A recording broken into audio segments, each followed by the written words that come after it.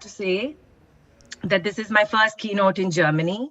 And I'm also hoping my last speech, online speech of 2020. And I'm really hoping to see people physically in 2021 because it's been a very long online year.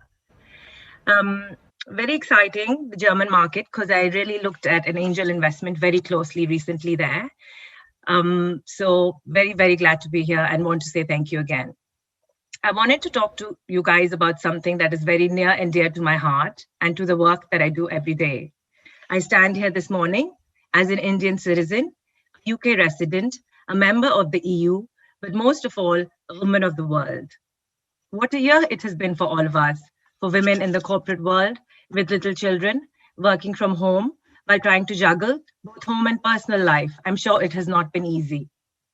And for the world that I work in every single day, for female founders, has networking during COVID been harder and therefore access to capital even harder to reach?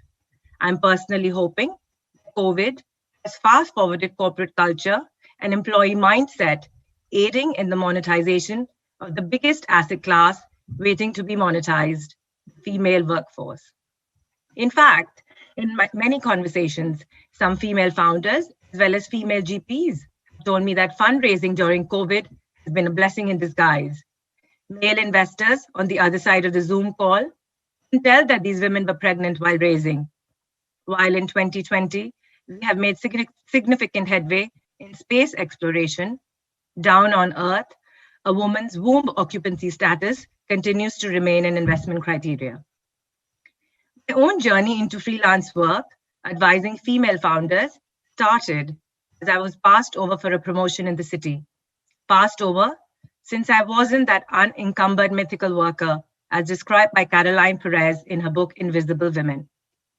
I had a very supportive and hands-on husband. He traveled a lot. I was lucky enough to have help at home, but at the end of the day, I had two human beings depending on me, and I was responsible for everything from their homework to their head lice. As a senior woman who had put in very many productive hours over the years, I thought it was a given that the company I worked for would be supportive. Surely they were supportive, but at the expense of career progression. It was either the mommy track or what they call the career track for a woman who would go with the flow, go with the male misogyny. I wasn't one of them. I felt completely let down and left a job I perfectly excelled at. My boss was a white male and there were barely any senior women in the company. Unfortunately, it often takes women in leadership roles to make changes and for many problems like this to be fixed. For example, it was only after Sheryl Sandberg, then COO of Google herself, was pregnant did she realize that pregnant women needed reserved parking in the company's parking lot, since it was hard for her to walk across herself. Not just me, but millions of women just like me leave perfectly good jobs, moving into lower paid, more flexible offerings, many of them below their qualifications. Especially when the gender pay gap is aggravated even more.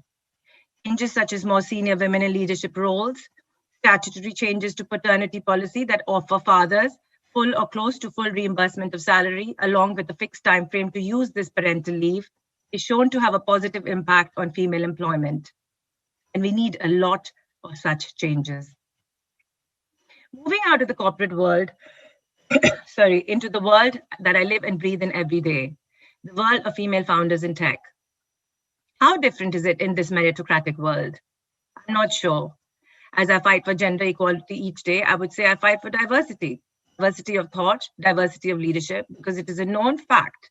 Not investing in female founders leads to missed economic output and opportunity. The return data speaks for itself.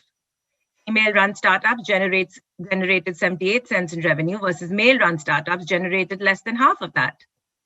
A recent Kaufman research study found that women-led teams generated 35% higher ROI than male-led teams. In light of this data, I was very disappointed and shocked that recently in the UK, a Black female founder was quoted saying that she had to add a white male CEO to her team to be able to raise money. Why do female founders see less than 5% of venture capital dollars? I ask myself this question every day. I started working in the investment ecosystem in the UK 7 years ago, and I feel the quality of companies being started by female founders has only improved. So while we can attribute some of this deficit due to a lack of pipeline in the past, surely it's not all that it is. I can also attribute some of it to women pitching perhaps a smaller vision, but more reasonable vision, and also the imposter syndrome, more commonly found in women than in men. Because we all know that a woman would never apply for a job unless she was the exact dimensions of the circle. But a man, even if a square, would somehow manage to fit inside the circle, making him the ideal job applicant. Similar to the corporate world, there are many very well-known systemic challenges, even in the early stage ecosystem. A very small percentage of women are in decision-making roles. As humans, we are all biased and tend to stick with what we're comfortable with, tend to stick within our networks and like to recruit and invest in people most similar to us. In the US, 80% of partners are white male, and if you look more closely, 50% of them are from Harvard, Stanford, and Wharton. To be honest, no offense to these esteemed institutions, but then 3 out of 4 venture rounds in the US go to all white male teams, and a lot of capital, I would assume, is recycled within these boys' clubs. It is not men that have biases. Senior women also have shown to have biases at these funds. After all, it's all about the company you keep. Over time, you begin to think, behave, and act like the people you spend the most amount of time with. Adding to these systemic challenges are businesses such as those in femtech that are born out of women's own needs in markets that they are underserved in, sound even less appealing to male VCs. And the latest report I read by LBS professor Dana Kanze goes beyond femtech into other sectors.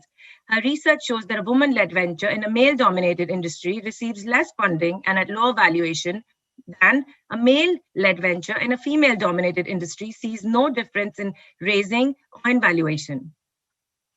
Strangely, coding in tech as we know it today was originally a woman's game. Women with the original computers, and ENIAC, the world's first fully functional digital computer unveiled in 1946, was programmed by 6 women. In 1967, the Cosmopolitan magazine, as we know it today, published an article encouraging more women into programming. I quote, it said, "It is just like planning a dinner. You have to plan ahead and schedule everything so it is ready when you need it. Programming requires patience and the ability to handle detail. Women are naturals at computer programming." While I was in the corporate world, one of my first bosses was a woman, Lorraine. She was a vice president at GE, a phenomenal lady boss, a mother of 2 children, and an incredible mentor. She taught me a lot, didn't believe in FaceTime, and was strong enough to create her own workplace policies for the people that worked for her. But are we going to wait around for all senior women to solve our problems for us? I hope not, since we will be waiting for generations to come. Well, besides, we can't really affect change by alienating 50% of the world and 95% of the capital, not involving men in this change. Men and all the men in the audience today very much need to be a part of this conversation, a very big part of it. A female founder building a femtech company should not have to wait around to pitch to a female investor to get her business funded. After all, most men that we know have a mother, and many of them have wives, sisters, and daughters. Surely, period health should not be a taboo topic for them in 2020.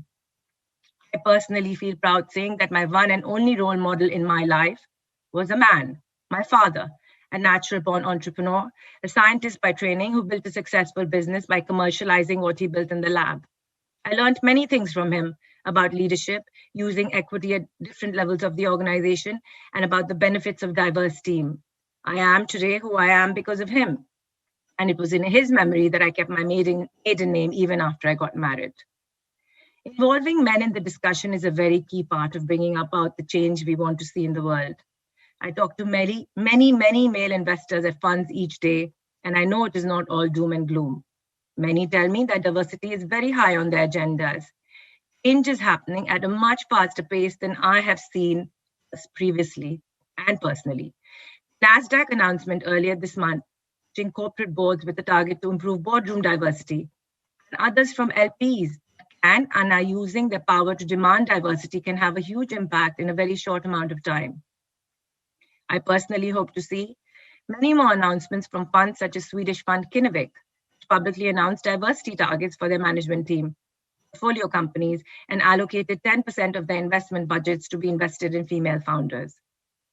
Quick wins for funds include setting up female office hours, such as those announced by Playfair Capital in the UK in the summer, expanding deal sourcing networks, diversifying venture partners, implementing unconscious bias training, but most of all, tracking gender and diversity in our pipelines.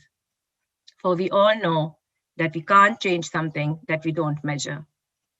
As my friend Beata Klein from Creandum recently tweeted, new laws, more capital, or founders daring to build will not be the changing factor in VC. Instead, it will be the new breed of diverse VC firms backing a much broader set of founders. These people will create the future and it will be great. Expanding our world leads to an expanding return opportunity. These outsized returns can be obtained by making some much needed changes in the way we think and work. One of my first angel investments into a female founder in the UK was into Romi Savova, CEO of PensionBee, a fintech company. For those that have heard of Romi, know what a force of nature she is. She's also a mother to 2 kids, both of whom she had while she started her startup. And for those that don't know Romi, she is looking to take her company public in 2021 on the London Stock Exchange. Personally, as a mother of a boy and a girl who sees no difference between her children, I leave you with one thought. A male partner at a VC fund who has a daughter is 25% more likely to recruit a female investor into his team. However, these odds are fixed and cannot be changed. However, we can use diversity to our advantage. We can invest in the diversity arbitrage. We can leave this legacy for our children. So let's change the odds that we can. As we head into 2021, I leave you with these thoughts, and I'm hoping that we will make much change in the years to come. And thank you for listening.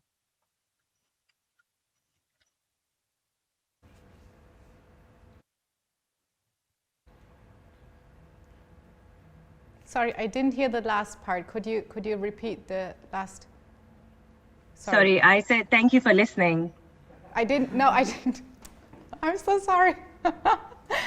I got this earpiece in, and it's like, thank you for listening, because I had something else on my ear.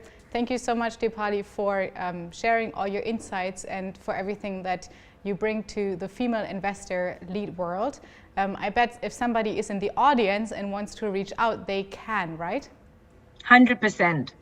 Very good. How do they reach you best? On LinkedIn, or they can email me. My email address is on LinkedIn. Any female founder can reach out to me anytime. And the male founders? I don't invest in any male founders, but I do invest in mixed teams.